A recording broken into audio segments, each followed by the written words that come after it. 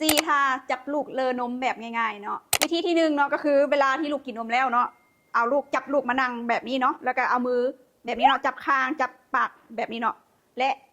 เอียงตัวไปทางหน้านิดนึงแล้วก็เอามือนี่เนาะรูปนี่มันมีหลายวิธีเนาะถ้าจะรูปขึ้นก็รูปขึ้นอย่างเดียวถ้าจะรูปลงก็รูปลงอย่างเดียวเด้อบ่จำเป็นต้องรูปขึ้นรูปลงแบบนี้เนาะและท่าที่สองก็คือเนาะเมื่อกี้นี้เอียงไปทางหน้าไปเขาก็เอียงมาทางหลังเนาะเอามือแบบนี้เนาะจับบนคอน้องบนหัวน้อง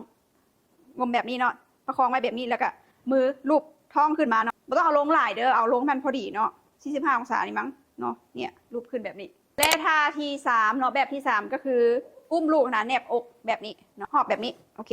แล้วก็เอามือรูปขึ้นเนาะอันนี้ก็คือรูปขึ้นแต่ว่าอย่าลืมนะหน้าลูกมันต้องแบบแข็งบ่ให้ไปเอาหน้าไปใส่หายใจบ่ได้บ่แม่นเนาะมันต้องแบบซ้ายหรือว่าขวาท่าที่4ก็คืออุ้มใส่พาดบ่าเนาะแบบนี้แล้วก็อุ้มแบบนี้เนาะถ้าจะรูปลงก็รูปลงเนาะถ้าจะรูปขึ้นก็รูปขึ้นอย่างที่บอกเนาะเฮ็ดไปในแนวเดียวกันแป๊บนึงลูกก็จะออกมาเนาะจะท่าใดก็ได้เนาะแม่เด้ใส่ท่าใดกันเนาะมีอยู่4ท่าเนาะสำหรับเอ้ยลุงเนาะก็คือท่าเอียงไปทางหน้าแล้วก็ท่าอุ้มแบบนี้เนาะก็คือมันง่ายแล้วก็เฮ็ดให้แบบว่ามันได้ผลดีเนาะหวังว่าแม่จะได้ข้อมูลเพิ่มเติมเนาะโดยเฉพาะแม่มือใหม่เลยเนาะควรจะใส่ใจแหละมีหลายวิธีให้เลือกใส่เนาะ